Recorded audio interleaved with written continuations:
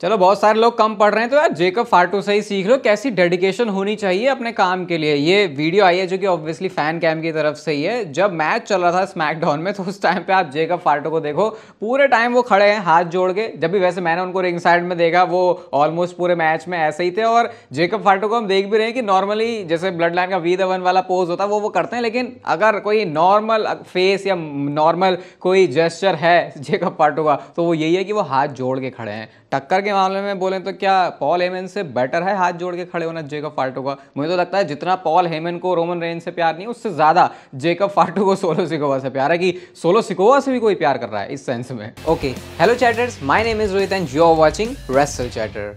Voice of wrestling episode number 487। और आज ही का वो सैड दिन है जब आज से एक साल पहले हमको ब्रे वाइट के बारे में अनफॉर्चुनेट न्यूज़ पता चली थी। और इसके बाद ऑब्वियसली इंटरनेट इसके ऊपर रिएक्ट भी कर रहा है। ब्रॉन स्ट्रोमैन को मैंने काफ़ी पिछले एक सालों में देखा है, वो हमेशा अपने इंटरव्यूज़ में अपने पॉडकास्ट में ब्रे वाइट की बात करते हैं। और उन्हीं का मैं आपको दिखाऊंगा। उन्होंने पूरी एक वीडियो पोस्ट करी है इंस्टाग्राम पे जहाँ पे वो लिखते हैं कि कोई भी ऐसा दिन नहीं गया जब मैं ब्रे वाइट को याद नहीं करता, मैं तुम्हें याद नहीं करता। अभी भी एक साल हो गया यार और सही में यकीन नहीं हो रहा। मैं भी अगर अपना बताऊँ तो बहुत सारे हमने सुपरस्टार्स की लेजेंड्स के बारे में ऐसी चीज़ सुनी है, लेकिन ब्रे वाइट से वो रीसेंट टाइम वाला कनेक्ट था तो वो तो बहुत ही सरप्राइजिंग था। मुझे याद है उससे एक दो दिन पहले मैं खुद ही बोल रहा था कि भाई ब्रे वाइट की ये न्यूज़ है, ऐसा हो सकता है। लेकिन फिर उनके साथ जो वो हार्ट अटैक वाली चीज़ हुई तो वो तो अनएक्सपेक्टेड ही था बहुत ज़्यादा।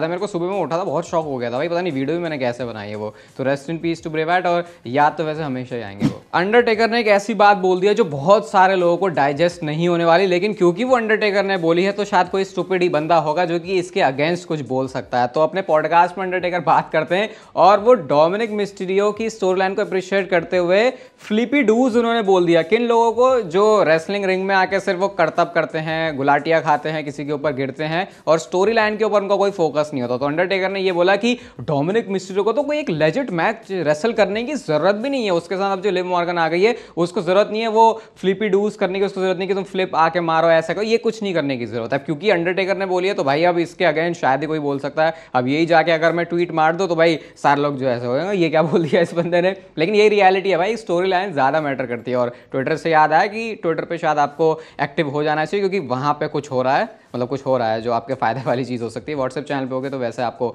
पता चल ही गया होगा अब तक। और व्हाट्सएप चैनल का भी किसी एक वीडियो में बता दूंगा लिंक, क्योंकि मैं चाहता हूँ वहाँ पे थोड़े से लिमिटेड लोग हों। तो अब अंडरटेकर ने क्या बोला है, ये जो बात बोली है इसके बारे में आप क्या क्या टेक है? कॉन्ट्रोवर्शियल तो है लेकिन अंडरटेकर ने बोला है तो अगेंस्ट कैसे जा सकते हो भाई। डीएम हंक ड्रू मैकिंटायर की ये फोटो देखो, ये उनकी जो लेटेस्ट जो उनका प्रोजेक्ट है उससे आई है। मैंने आपको बताया भी था इसके बारे में कि वो फीचर हो रहे हैं, तो ये लुक बड़ा धांसू लग रहा है उनका। ये डब्ल्यूडब्ल्यूई सुपरस्टार्स की यार ये बढ़िया बात है कि अगर वो अपनी डब्ल्यूडब्ल्यूई रिंग में बिल्कुल तगड़े हैं, सब कुछ बढ़िया है, तो वो अपने आप ही एक हीरो वाला कैरेक्टर होता है। इसीलिए हम देखते हैं कि डब्ल्यूडब्ल्यूई सुपरस्टार्स का जो ट्रांजिशन है वो हॉलीवुड में होना बिल्कुल आसान है। डब्ल्यूडब्ल्यूई के साथ काम करते हुए भी वो काफी मूवीज या अलग अलग प्रोजेक्ट्स में काम करते हैं। ड्रू मैकिंटायर भी फ्यूचर देख रहे हैं वैसे, यहाँ पे ऐसा लग रहा है कि ट्रायल वगैरह चल रहे हैं, लेकिन भाई करना मत, ड्रू मैकिंटायर तुम्हारी बहुत जरूरत है डब्ल्यूडब्ल्यूई में। जॉन सीना के फेयरवेल टूर की बहुत बातें होने वाली है। 2025 जब आएगा तब तो हम गाने गाएंगे, लेकिन अभी से भी हमने गाने जो है शुरू कर दिए हैं। और सीएम पंक ने फैनेटिक्स इवेंट में आके यही बात बोली है कि अगर मैच वैच भी उनको नहीं मिल रहा जॉन सीना के साथ तो फिर एक टैग टीम मैच तो वो जरूर करना चाहेंगे, पर टैग टीम वाले सिनेरियो में जरूर आना चाहेंगे जॉन सीना के साथ। मैं यही सोच रहा था कि यार देखा जाए सही में तो एक साल जॉन सीना आ रहे हैं, लेकिन एक साल भी कम है। क्योंकि अगर हमको 4-5 फ्यूड चाहिए जॉन सीना की बिल्कुल बढ़िया पक्की वाली कि आय हाय मजा ही आ गया, तो उसके लिए स्टोरी लाइन का बिल्ड भी होना चाहिए। अब 4-5 अगर करनी है तो 2-3-4 महीने का जब बिल्ड होता है किसी एक मैच के लिए या मल्टीपल अगर इनके मैचेस होते हैं तो उसको देखने में मजा आता है। तो उस हिसाब से एक साल कम है। अब मैं बहुत ज्यादा ग्रीडी हो रहा हूँ ऑब्वियसली, लेकिन 2 साल का अगर जॉन सीना का रन होता भाई बहुत मजा आ जाता। और जॉन सीना क्यों कर रहे हैं वो भी उन्होंने बताया। वो ये बोलते हैं कि मैं ऐसा भी कर सकता था कि ठीक है मैं बीच बीच में आके एक मैच रेसल करके जा रहा हूँ, अपना करियर ऐसे ही कंटिन्यू करता हूँ मैं, लेकिन फिर मेरे उससे जो स्किल्स हैं रेसलिंग रिंग की जो भी मैं करता हूँ डब्ल्यूडब्ल्यूई में वो कॉम्प्रोमाइज होती है। इसलिए मैंने सोचा कि चलो एक बार 2025 में पूरा साल मजा दे देते हैं, उसके बाद हमेशा के लिए चीज डन हो जाएगी। बड़ा दिमाग से सोचा वैसे जॉन सीना ने, एंड आई थिंक फैंस के ग्रेटर गुड के लिए भी ये सबसे अच्छी बात है। नाकामुरा भाई साहब के बारे में हमको एक स्टैट पता चला है, यहाँ पे आप देख सकते हो। जानते हो, लास्ट टाइम जो टेलीविजन पर अपीयरेंस हुई थी नाकामुरा की वो थी 22 अप्रैल 2024 को। उसके बाद से नाकामुरा को टेलीविजन पे फीचर किया ही नहीं गया है। कुछ बातें कभी कभी मेरे दिमाग में बिल्कुल मतलब ऐसा लगता है ये कैसे हो गया। ट्रिपल एच वो बंदा जो NXT में सुपरस्टार्स को बहुत ज्यादा हाई रेट करता था, इंक्लूडिंग गार्गानो और चांपा की भी अगर मैं बात करूं तो ये वो कुछ नेम है जिनको देख के लगता था तो ट्रिपल एच के बंदे हैं। लेकिन अब वही मेन रोस्टर में आके ऐसा लगता है कि नहीं यार अब तो कुछ अलग ही है, या फिर ट्रिपल एच का नजरिया बदल गया। वो भी NXT के हिसाब से सुपरस्टार्स को देखते थे और मेन रोस्टर या ग्लोबल अपील की जब बात होती तो शायद उनकी नजर में उतने बड़े सुपरस्टार नहीं, क्योंकि नाकामुरा के साथ तो अब तक कुछ हो ही जाना चाहिए था भाई। क्या लगता है वैसे, अगर मैं एक सवाल पूछूं, आपको लगता है कि नाकामुरा अब वर्ल्ड चैंपियन बनने वाले हैं कभी WWE में, या फिर गिव अप हो चुका है उनके ऊपर पूरा? मर्सिडीज मोने उर्फ साशा बैंक्स की बात करें भाई तो उनको लेके तो फैंस ने इंटरनेट पे बिल्कुल ही ऐसा टर्न मार लिया कि यार ये बंदी क्या बातें बोले जाती है। बहुत सारी बार मैंने भी उनकी बातों को लेके अपना ओपिनियन दिया कि वो कैसे बड़ी अजीब अजीब होती है, लेकिन अब उन्होंने WWE और AEW का कंपैरिजन कर दिया। और इसमें इंटरेस्टिंग चीज क्या हो रही है वो इसके बाद बताता हूं। उन्होंने ये बोला कि WWE में तो भाई तुम्हें पता ही नहीं होता कि तुम इस हफ्ते क्या करने वाले हो, अगले हफ्ते तुम्हारा क्या होगा, लेकिन यहां ऑल एलीट रेसलिंग में मैं आराम से बैठ के अपने पर्सनल राइटर के साथ बैठ के ऑल एलीट रेसलिंग के ऑफिशियल्स के साथ डिस्कस करती हूं कि आगे जो स्टोरी है वो कैसे चलने वाली है।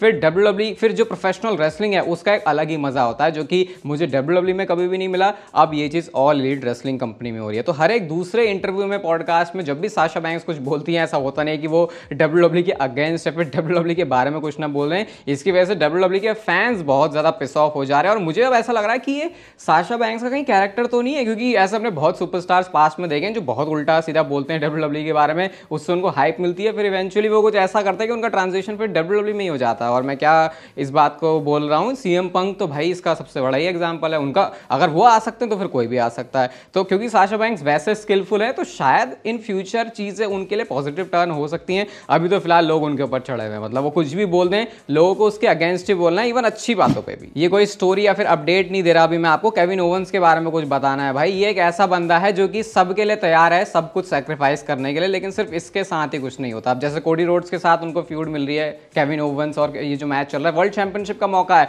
लेकिन फिर भी लोग इसको इस तरीके से देख रहे हैं भाई यार ये तो सिर्फ फिलर फ्यूड है, कोडी रोड्स को किसी बड़े प्रोग्राम के लिए WWE आगे सेटअप करेगी। और रोमन रेंज के साथ भी हर साल रॉयल रंबल में आके उन्होंने जब अपना वो एफर्ट दे सकते थे मैच में जाके उन्होंने पूरा ऑल इन वो गए हैं। और अब केविन ओवंस को देख के ऐसा लगता है कि जब कोई बंदा नहीं है, तुमको किसी के साथ में मैच चाहिए उस बड़ा लेवल भी फील करवाना, तो केविन ओवंस को डाल दो। लेकिन जब उस खुद बंदे के कुछ करने की बात आती है तो WWE हमेशा उसकी स्टोरी को हटा के दूसरों की स्टोरी में केविन ओवंस को डाल रहा है। इससे लगता है यार केविन ओवंस तो मतलब क्या, ये रिस्पेक्ट है भाई केविन ओवंस के लिए। ये कुछ पहले मैं जिगलर के बारे में भी कहा करता था, और वो चीज जिगलर ने करी थी जब भी भाई, मतलब जिगलर का थोड़ा लेवल नीचे था, वो इस तरीके से करते थे कि यार कोई नया NXT से आ रहा है, कोई किसी को कॉल अप है या फिर किसी को थोड़ा ना ऐसा ओवर करना है, तो जिगलर के साथ उसको थोड़ा सा पॉलिश कर दो। अब केविन ओवंस उसे बड़े लेवल पे जाके कर रहे हैं, जैसे वर्ल्ड चैंपियनशिप वाले मैचेस में केविन ओवंस को पता नहीं खुद की कब स्टोरी मिलेगी भाई। एक ही स्टोरी मिली है उनको कि सैमी ज़ैन के साथ जब मर्जी आओ लड़वा दो, वो मैं 3600 बार भी देख सकता हूँ, उसमें उतना फन है। बट होपफुली केविन ओवंस के साथ भी कुछ अच्छा हो रहा है। तो आज कमेंट सेक्शन में एक कमेंट तो आप केविन ओवंस के बारे में कर सकते हो वैसे। अरे अंदर की बात पता चल गई भाई, विंस मैकमैन और डैनियल ब्रायन के बीच क्या हुआ था। आपको पता है वो जो पूरी यस मूवमेंट है वो हमने देखी थी, अभी बहुत जल्दी इसके ऊपर पॉडकास्ट भी आ रहा है वो दैट्स एपिक में, आपको सब पता चलेगा ये हुआ क्या था उस टाइम पे बैक स्टेज, सब कुछ कैसे ये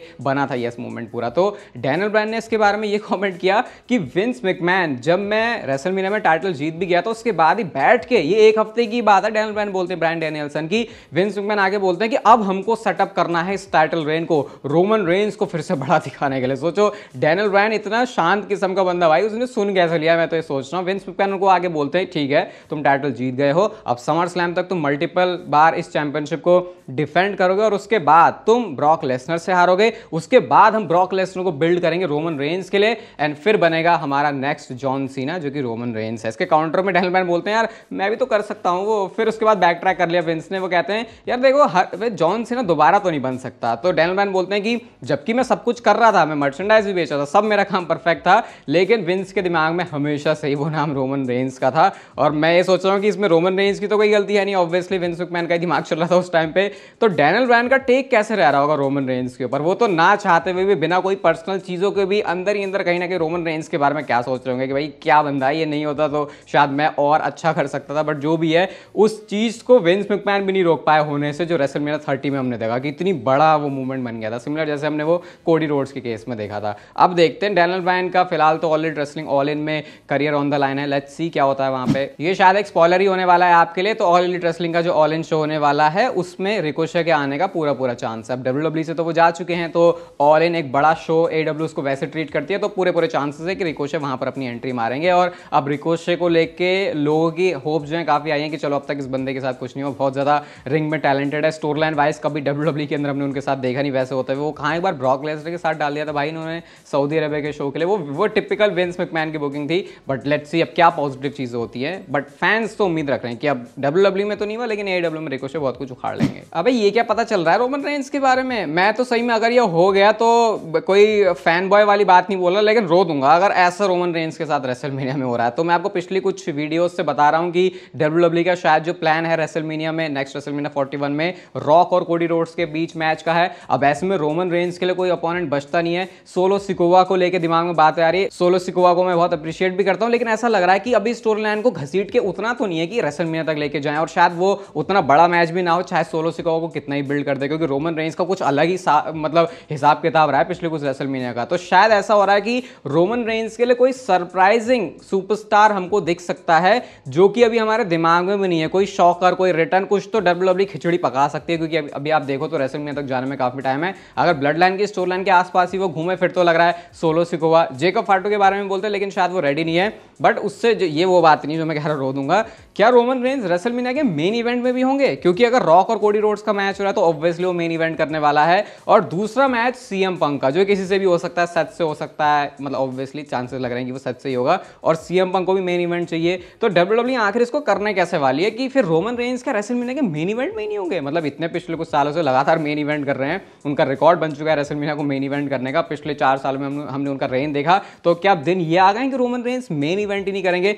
बड़ा ऑकवर्ड और अजीब होगा ये। पता नहीं यार, रेसलमेनिया 41 तो बहुत अनप्रेडिक्टेबल लग रही है। अभी यूजुअली हमको समझ में आ जाती है चीजें कि क्या होगा, लेकिन रोमन रेंस जैसे सुपरस्टार के बारे में ऐसी कोई मैं बोलूंगा नहीं बहुत कोई खास क्लैरिटी है। अगर कोडी रोड्स और रॉक का मैच हो रहा है, जो कि अभी रूमर्स के हिसाब से बिल्कुल टॉप पर है कि यही डब्ल्यूडब्ल्यू का प्लान है, तो देखते हैं यहां से डब्ल्यूडब्ल्यू 41 तक खिचड़ी कैसे पकाती है। बट रोमन रेंस की बुकिंग बेकार तो डब्ल्यूडब्ल्यू अफोर्ड ही नहीं कर सकती भाई। डिजर्व करना रोमन रेंस का वो तो अलग बात है, डब्ल्यूडब्ल्यू को चाहिए कि तगड़ा ही हो रोमन रेंस के साथ। ड्रू मैकिंटायर को तो बिल्कुल समझ में नहीं आएगा कि ये सीएम पंक के चैंट्स को बंद कैसे किया जाए, लेकिन जे उसो ने जरूर बता दिया। कल स्मैकडाउन के डार्क में मैच हुआ था ड्रू मैकिंटायर और जे उसो को, और यहाँ पे जे उसो बोलते हैं ड्रू मैकिंटायर से कि भाई देख, अगर तेरे को सीएम पंक के चैंट को बंद करवाना है ना अपने लिए, तो तू मेरे साथ यीट करना शुरू कर दे। उस पर लोग जो है बहुत ज्यादा रिएक्ट भी करते हैं। जे उसो पता नहीं ऐसी बात सोच के भी कहां से लाए, एंड ऐसे वो बिल्कुल रेडी होते हैं यीट करने के लिए, बट एंड में उन्होंने फिर जो है उनको लाती मार दी ऑब्वियसली ड्रू मैकिंटायर ने। मैच होता है जैसे डार्क वाला, बहुत फन होता है भाई स्मैकडाउन के बाद भी वहां के लोगों के लिए, क्योंकि अलग से पैसे दे के आए हैं। और हर बार जब मैं बात बोलता हूँ ये बोले हुए रहा नहीं जाता कि डब्ल्यूडब्ल्यू में इंडिया में ऐसे दिन कब आएंगे। ये वीडियो अगर आपको अच्छी लगी भाई तो लाइक कर देना, चैनल को सब्सक्राइब कर दो ऐसी मस्त वीडियोस के लिए, और तब तक भी लेते रहो जिंदगी के मजे।